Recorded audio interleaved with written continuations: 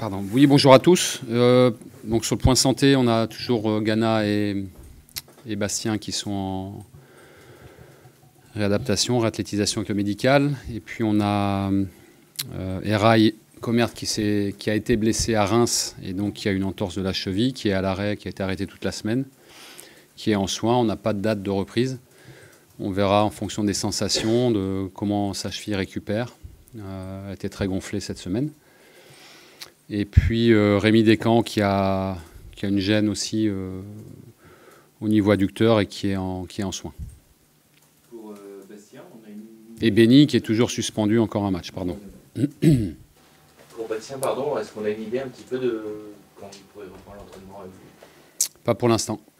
Pas pour l'instant. On avance comme ça et on refera un point d'étape comme on fait toujours avec le médical pour voir les différentes étapes de sa remise sur terrain. Rémi Descamps est forfait du coup? Oui, ouais, il reste en soins. Nicolas qui est arrivé, enfin qui a signé du moins dans les dernières heures hier, il devrait être qualifié, mais est-ce que tu le retiendras dès ce week-end? On va le laisser arriver déjà, il n'est pas encore là. Pour venir de Wolfsburg à Nantes, c'est pas simple. C'est par voie aérienne et donc il n'y a pas de direct. Donc il va arriver dans la journée, on fera le point avec lui. Il est qualifié? A priori, il est qualifié. Pour Eraï, c'est juste une torsion, il n'y a pas de ligament touché, enfin, même autre chose qu'une... Les ligaments sont touchés, après il n'y a pas de geste chirurgical prévu, c'est pas nécessaire, mais c'est pas une demi-blessure. Sur le profil de ce latéral gauche qui vient d'arriver dans les dernières heures, c'était une opportunité de marché, enfin, il fallait se renforcer à un poste où vous aviez perdu 2 joueurs. Oui, après on avait un accord, et vous l'avez su très tôt avec Massadio, Aïdara. Voilà, c'est tout. Donc à partir du moment où, sur la fin du mercato, le deal tombe, il a fallu qu'on se réadapte. On avait quelques profils sur lesquels on avait déjà travaillé. Et à la fin, le choix s'est porté sur Nicolas parce que le deal était réalisable sur une fin de mercato. Et les fins de mercato, c'est jamais simple.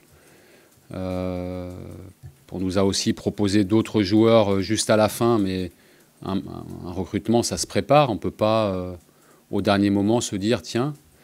Donc on a fait, on pense, le meilleur choix possible sur la situation du moment, qui est une situation, je suis déjà exprimé là-dessus, un mercato de janvier. Ce sont des opportunités sur des joueurs qui ne jouent pas ou peu dans leur club, ce qui était le cas de Nicolas, et donc ça s'est fait comme ça. Donc c'est pas un joueur qui a été proposé au dernier moment, tu l'avais un peu dit ça dans le temps? Oui, on l'avait regardé, bien sûr. On le connaît parce qu'il a été formé en France, il a joué en France. Après, on savait on connaissait sa situation à Wolfsburg. Voilà, et donc ça a été, on voulait un vrai latéral gauche qui connaisse le championnat, français si possible. Donc qui parle la langue et pour toutes ces raisons, donc il s'adapte assez vite. Et donc voilà, c'est un bon profil. Gaucher, arrière gaucher, pas forcément latéral gauche. Si, formé comme latéral gauche, il peut dépanner dans l'axe, mais c'est un latéral gauche. Tu l'envisages du coup côté gauche en concurrence avec Jean-Kévin, c'est ça? Ouais. On a perdu 3 latéraux. Jaouen, Quentin et puis Fabien hier. Voilà, donc on avait un besoin à ce poste-là. Il vient pour 6 mois en prêt, c'est ça? Oui. Ouais. J'ai pas les détails du montage, mais c'est un prêt, ouais, c'est un prêt sans option d'achat. Est-ce que c'est pas un problème d'avoir autant de joueurs qui potentiellement ne seront pas impactés par la saison prochaine? Il y a une dizaine de joueurs, ceux qui sont en fin de contrat ou en prêt. On dit que ça tourne mal dans les prochains matchs. Enfin, est-ce qu'on peut les concerner quand même jusqu'à la fin de cette... Je pense pas à ça. On est là pour... et le travail est encore en cours. On s'améliore semaine après semaine sur ce qu'on veut faire. Je pense que ça s'est vu aussi à Reims, et en ayant un effectif pas encore au complet. Mais le mercato servait à ça. On voulait réoxygéner le vestiaire, mais aussi redonner une nouvelle énergie au vestiaire. On voulait resserrer un peu aussi. On a eu 6 départs, 4 arrivées. Parce qu'on voulait aussi laisser de la place à nos jeunes, qui sont de qualité. et qui le montre tous les jours. Et pour toutes ces raisons-là, c'était important de faire un mercato où il y a du mouvement. Et je vous rappelle aussi que l'année civile 2023, elle a été longue aussi pour tout le monde. Alors, il y a des joueurs qui étaient arrivés pendant l'été, certes, mais qui ont vécu une première partie de saison pas facile. Ceux qui étaient là depuis longtemps, c'était une année 2023 difficile. Et c'est bien, je trouve, que les dirigeants aient fait les choses pour qu'on puisse modifier le vestiaire, qu'on ait des mouvements et qu'on recentre tout ça pour de la performance. Quand on est coach, comme ça, le 1er février, au lendemain de la fin du mercato, est-ce qu'on est soulagé d'avoir enfin son groupe?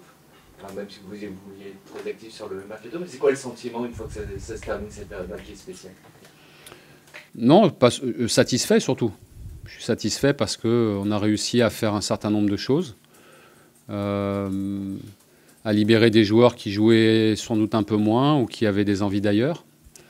On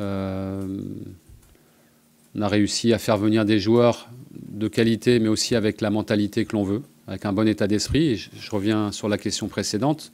On a des joueurs qu'on a pris, qui ont une excellente mentalité, ça c'est important. Et puis on a réussi aussi à intégrer nos jeunes. Ça, je pense que voilà, tout ce qu'on voulait faire, on l'a fait. Maintenant, voilà, on est, je pense, un peu mieux armés pour affronter la dernière ligne droite, qui est l'objectif de notre deuxième partie de saison. C'était important d'avoir des joueurs qui connaissent bien la Ligue 1. Il y en a 3 sur 4. Hein. C'était un élément important pour toi, la connaissance de... Bah bien sûr, en janvier, oui. Quand vous prenez en juin ou en juillet, vous avez du temps pour mettre les choses en place. Donc, le mercato de janvier, c'est toujours, on ne part pas à l'aventure. On fait venir des nouveaux joueurs, mais c'est quand même mieux d'avoir des joueurs qui connaissent le championnat, qui ont été actifs et non pas en manque de temps de jeu depuis longtemps. Ça, c'est un point aussi important. Il faut des joueurs opérationnels tout de suite parce que on n'a pas le temps de remettre un joueur à niveau. On doit avoir des joueurs opérationnels. Et moi, ce que je voulais, c'est qu'on ait vraiment, sur la deuxième partie de saison, un vestiaire qui ait une mentalité irréprochable. C'est comme ça qu'on peut construire des choses. Et c'est là-dessus qu'on va construire. Tu as évoqué les latéraux tout à l'heure. Offensivement aussi, ta palette va s'enrichir fatalement avec le retour déjà de Mostafa Mohamed. Est-ce qu'il est dispo, lui, déjà pour le match de demain Ça va t'offrir davantage de perspectives aussi. Bien sûr. On vous attend aussi là-dessus, sur votre expression offensive. Ouais, bien sûr, mais aussi sur notre capacité à être plus solide défensivement. Ça fait partie aussi du package. C'est toujours les deux. On a récupéré JC Castelletto, que vous avez vu avant moi, et donc qui a bien récupéré de sa canne. Mostafa a aussi bien récupéré de sa canne. On l'avait avec nous hier pour l'entraînement et encore ce matin. Voilà, donc ce sont des joueurs qui ont switché et qui ont très envie de rejouer. Il nous en manque encore 2 qui jouent ce soir. Simon avec le Nigeria et Sam avec la République démocratique du Congo. On verra ce que ça donne. Il nous manquera encore ces 2 joueurs-là, plus Benny qui va non pas rentrer de la CAN, ce qui aurait pu être le cas, mais c'est tout comme, puisqu'on nous l'a enlevé pendant 3 semaines. Donc on a aussi ce retour-là qui va densifier et apporter de l'émulation et de la concurrence offensivement. Tu ou vous avez fait le choix notamment de recruter sur les côtés ou de compenser les départs avec les arrivées de Koza et puis de l'autre côté de Calvin Amian. Est-ce pour toi une problématique malgré le fait qu'ils connaissent le championnat qui n'est pas tant joué que ça finalement sur la phase aller, sur la notion d'enchaînement des rencontres? Calvin, il a tout joué. Oui. Ça fait 2 ans et demi qu'il joue tout le temps, tous les week-ends. Plus à gauche sur un oui, mais après il a encore joué il y a 10 jours, il était titulaire avec Wolfsburg contre Mayence. On a vu son match, il est très bien. Après, qu'il ait été en manque de temps de jeu, et s'il avait eu le temps de jeu qu'il voulait, ça n'aurait pas été une cible potentielle. Il voulait jouer plus, il veut redynamiser sa saison et jouer pour un club comme... C'est aussi une marque très importante pour nous, pour moi l'entraîneur, mais aussi pour nos dirigeants, et ça doit l'être aussi pour nos supporters, c'est qu'on a fait venir des joueurs qui voulaient venir à Nantes. Benny voulait venir à Nantes, Tino voulait venir à Nantes, Kelvin voulait venir à Nantes, et Nicolas voulait énormément venir à Nantes. Il était très impatient hier. Donc ça, c'est des marques fortes aussi pour nous. On recrute des joueurs qui ont une bonne mentalité, qui sont des bons joueurs, quel que soit leur poste, mais surtout qu'ils aient la volonté de jouer par Nantes. On n'a pas pris des joueurs qui venaient par défaut. On pouvait peut-être avoir un doute sur certains, et on n'y est pas allé parce qu'il fallait que ce soit très net de la part du joueur et de son entourage. On ne vient pas à Nantes comme ça, on vient à Nantes pour défendre les couleurs de Nantes. Un mot sur Pierre Gabriel, qui lui est toujours là. Quelle est sa situation aujourd'hui? Est-ce qu'il peut refaire partie du groupe de match? Il est avec nous. Il y a d'autres marchés qui ne sont pas encore bouclés. Après, sa situation, il est avec nous et il s'entraîne de manière normale. Après, je lui avais dit qu'il ne serait pas dans les premiers choix. Après, ça reste, moi l'entraîneur, mais aussi le club, le staff ou le club, on le considère comme un de nos joueurs. Après, il sait qu'il n'y aura pas beaucoup de fenêtres et il ne sera pas dans les premiers choix. Il le sait. Maintenant, c'est un joueur du club. Il est sous contrat avec le club. Il est respecté en tant que tel. Et à lui de faire des choses s'il doit rester avec nous. Sur Mathis Sabine, qu'est-ce que tu peux dire? Visiblement, le club aurait fermé la porte à un départ. Quelle est ta position, toi, de technicien? Pour moi, c'était un non-sujet. J'ai vu beaucoup de commentaires. Après, Mathis, et je le lui ai encore redit il y a 2 jours, il a beaucoup de qualités, il a une bonne mentalité. Après, toutes les bonnes choses, voire les très bonnes choses que l'on voit à l'entraînement, il faut qu'il les transpose et qu'il les transfère sur le terrain dans la compète. C'est juste ça pour lui. Et donc, on avait besoin, sur cette deuxième partie de saison, de garder toutes nos armes offensives. Et il fait partie du groupe, il fait partie aujourd'hui du FC Nantes. Et c'est une option offensive supplémentaire. Après, on en a plus que sur la phase aller et c'est mieux. Après, à chacun d'apporter ce qu'il a apporté, qu'il démarre un match ou qu'il rentre en cours de match, parce que ça, c'est aussi très important. Il y a des joueurs qui peuvent vraiment faire des différences en entrant en cours de match, aux joueurs d'apporter les bonnes réponses. On est dans la difficulté du numéro 9 qui est en manque de confiance, qui n'arrive pas à ouvrir son compteur au but, ou tu as connu aussi des joueurs qui n'arrivaient jamais justement à transposer, ou très peu, de l'entraînement au match. Ça reste encore un jeune joueur. Après, il avait été prêté au Havre, il a été prêté à Auxerre. Il a fait les choses par étapes. Il a aussi joué un peu à Rennes. Il a de la qualité. Ça reste encore un jeune joueur, mais comme je le lui ai dit, ce n'est plus non plus un débutant. Donc, à un moment donné, on doit attendre des choses. Il n'y a pas de raison que, avec ce qu'il montre avec nous au quotidien, qu'à un moment donné, ça ne bascule pas. Après, on est là pour l'aider, comme les autres joueurs, mais c'est aussi à lui d'aller chercher les choses et de se faire un peu plus violence. Qu'est-ce que tu peux dire de Lens et qu'est-ce que tu attends de ce match? Donc là, on bascule sur la prépa de Lens, c'est bien. Parce qu'on avait fait la conf sur le mercato. Merci Loïc. On est évidemment, c'est un match important pour nous. On retrouve la Beaujoire et on a envie de refaire un gros match chez nous. Lens, c'est une équipe qui performe depuis qu'elle est remontée en Ligue 1, avec de la continuité sur le plan technique, de la stabilité sur le plan technique, puis une capacité pour eux à se renouveler quand même, à perdre des joueurs importants et à bien les remplacer. Donc je dirais qu'à la fois dans leur fonctionnement, mais aussi par rapport au profil d'équipe et ce qu'ils font, en ayant cette stabilité et cette continuité, en changeant toujours quelques joueurs année après année. C'est un bon exemple pour nous. Ça va être un très bon adversaire. Après, on est chez nous, on a envie de faire un match plein. Je trouve qu'on a montré beaucoup de bonnes choses à Reims, dans un contexte qui est toujours difficile là-bas. On a probablement manqué un peu d'efficacité pour pouvoir gagner ce match. Le pénalty en fait partie. Mais on veut faire un match plein, à la fois en étant fort défensivement et en posant beaucoup de problèmes à Lens. Quand on aura le ballon, c'est un beau match à préparer et ce sera demain soir un très beau match à jouer. Il y avait eu 4-0 au match aller, bon c'était pas vous à la tête de l'équipe, mais est-ce que vous avez revu ce match-là? Est-ce que ça peut servir pour préparer ce type de rencontre ou pas? J'avais vu le match, maintenant c'est une autre histoire, c'est plusieurs semaines après. Le jeu de Lens est toujours assez constant. Ils peuvent changer les joueurs, ils peuvent un peu moduler leur animation à l'intérieur du jeu, mais leurs objectifs de jeu, la manière dont ils viennent, ils préparent, la manière dont ils fixent, la manière dont ils pressent, avec laquelle ils pressent, ce sont des constantes. Donc ça, on connaît Lens et ils performent là-dessus. Pour nous, on le conçoit comme un... C'est presque pour nous comme un match de Coupe d'Europe. C'est un adversaire européen qui a joué la Ligue des Champions en début de saison et qui bascule maintenant en Europa League parce qu'ils ne se sont pas qualifiés pour le tour suivant de Champions League. Mais ça reste une équipe européenne et donc ce sera un match relevé. Moi, je veux qu'on montre beaucoup d'envie, qu'on mette beaucoup d'énergie dans tout ce qu'on fait et qu'on se serve aussi de nos derniers matchs où on a parfois laissé passer notre chance. C'est-à-dire jouer un peu plus avec notre tête, être plus intelligent dans ce qu'on fait sur la durée.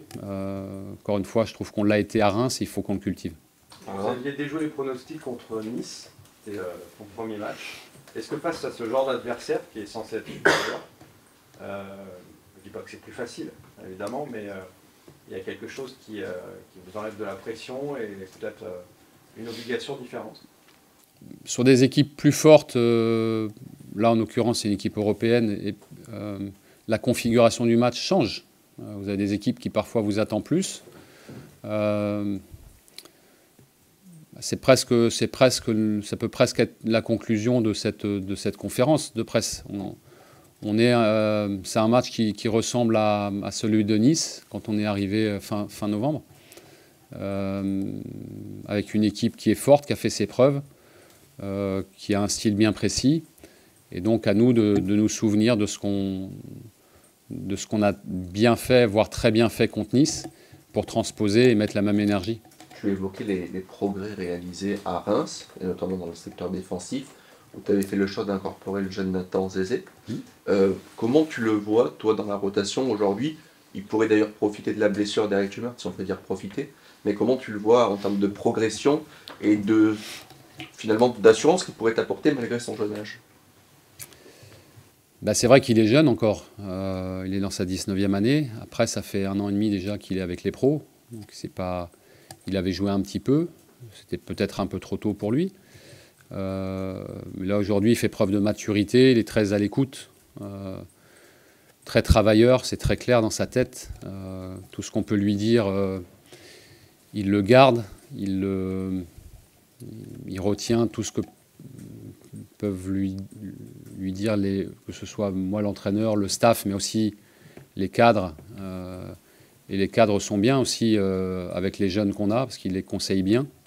On a beaucoup de joueurs d'expérience et les jeunes sont à l'écoute, dont Nathan. Et donc quand on a un jeune qui écoute beaucoup et qui applique ce qu'on lui dit, il avance vite. Sur quel point il doit encore progresser selon toi? Que c'est pas un produit fini, on le sait, c'est un jeune, il faut lui laisser du temps, mais...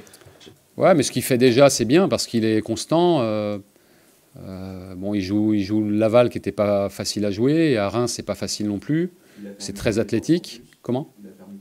Ouais, il s'est adapté, comme il est capable de le faire à l'entraînement. Donc je trouve que il apporte beaucoup de bonnes réponses. Et dans tous ces... Il faut qu'il soit encore meilleur dans ses choix, voilà, qu'il ne se fasse pas embarquer parfois ou sur un côté ou dans un décrochage, des choses comme ça, ça vient aussi avec l'expérience. Il a l'air très calme, très mature pour son âge. Ouais, il est très mature. Il est... Bon, généralement, chez les jeunes joueurs, au départ, c'est pas complètement clean sur la durée d'un match. Alors surtout pour un défenseur, on ne peut pas trop se tromper quand même, hein. Pas se manquer sur des décisions. Des fois, on n'a pas beaucoup de temps pour décider. Donc, est-ce que je suis le décrochage? Est-ce que je suis sur le côté? Est-ce que je lâche pour anticiper la profondeur? Toutes ces choses-là sont des décisions à prendre dans l'action et ce n'est pas toujours facile. Mais lui, je trouve, encore une fois, apporte les bonnes réponses et s'adapte assez bien. Pour changer de sujet, est-ce que Mostafa Mohamed est capable de commencer le match? Je pense. On fera le point encore demain. On va faire une séance demain matin pour finir de bien se préparer. Voilà, je vais refaire un point avec lui. J'ai parlé assez longuement hier à son retour. Il Il avait déjà switché avec la CAN et puis la sélection pour basculer dans notre fin de saison, dans nos 15 derniers matchs. Je pense qu'il est prêt à aider l'équipe. C'est un joueur qui s'est fait du bien à la CAN. Ben, il a répondu présent. On savait que l'Égypte est l'équipe qui a le plus beau palmarès sur le continent africain. C'est un grand pays. Il y a beaucoup de pression quand on est attaquant d'une équipe comme ça. Alors il l'a partagé avec Mo Salah, qui s'est blessé et beaucoup de choses reposaient sur lui. Il a assumé ça et ça dit beaucoup de sa personnalité. Tu as le temps de regarder tous les matchs de la CAN où il y a des joueurs du moins du FC Nantes ou compliqué? J'ai regardé, j'ai pas tout vu, mais j'ai regardé évidemment nos joueurs. J'étais intéressé par ça. Voilà, je trouve que les 4 ont fait une CAN intéressante. Alors il y en a 2 qui sont rentrés, JC et Moss, mais ils ont répondu présent. JC, dans un parcours difficile pour le Cameroun, a été exemplaire. On l'a vu rameuter, on l'a vu encourager ses partenaires, même quand ses partenaires rataient des choses, lui a vraiment répondu présent. Et puis Sam et Simon aussi, chacun dans son registre, sont des joueurs importants de leur sélection. Je suis satisfait, je suis content de voir que nos joueurs, là, sur une CAN, ils sont 4, donnent une bonne image du FC Nantes aussi, c'est important. Juste pour terminer, sur Lens, tu parlais d'un projet de jeu qui est très bien identifié. C'est une équipe qui évolue souvent avec ses 3 centraux derrière, les pistons comme bien dit sur le côté. Est-ce que tu pars dans l'idée de te calquer pour les gêner ou tu peux On va faire des choses pour faire en sorte de les gêner, évidemment, de leur poser des problèmes quand ils ont le ballon, mais aussi quand nous on va attaquer. Voilà, il y a des choses à faire, on l'a préparé, et puis après il faudra avoir à la fois les idées claires et se lâcher, pas jouer avec le frein à main. Voilà, faire un vrai match, presque un match de coupe, parce que voilà, la situation le réclame, ça va être un stade plein, Beaujoire va être pleine. C'est un très beau match à jouer. On évoquait la préparation du match de Lens qui pouvait s'apparenter à plus ou moins celle de Nice. Au cours du mois de février, début mars, vous allez affronter 3 équipes qui jouent leur survie en Ligue 1, que ce soit Lorient, Metz ou Toulouse. Comment on aborde ce genre de match? Est-ce qu'il y a une différence dans l'approche de ces matchs-là, que ce soit dans le discours, pas forcément la tactique ou la préparation d'entraînement, mais dans le discours peut-être? Mais ça, ce sera quand on va les jouer. Là, pour l'instant, c'est que Lens. On pourra évoquer ça, effectivement, la configuration des matchs qui change, mais aujourd'hui, c'est tout pour Lens, et une fois que Lens sera terminé, on pensera à Toulouse et ainsi de suite. Faut pas qu'on se trompe. Le match le plus important, c'est toujours celui qui arrive. Il sera toujours assez tôt pour se pencher sur la suite. Une dernière sur Mostafa, est-ce qu'il est capable d'assumer les efforts défensifs que tu demandes à tes joueurs?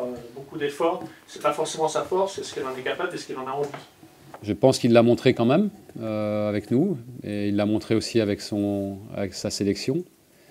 Et quand il est capable de faire ça avec nous et de faire ça en sélection, il doit continuer à le faire avec nous. Je pense qu'il le sait.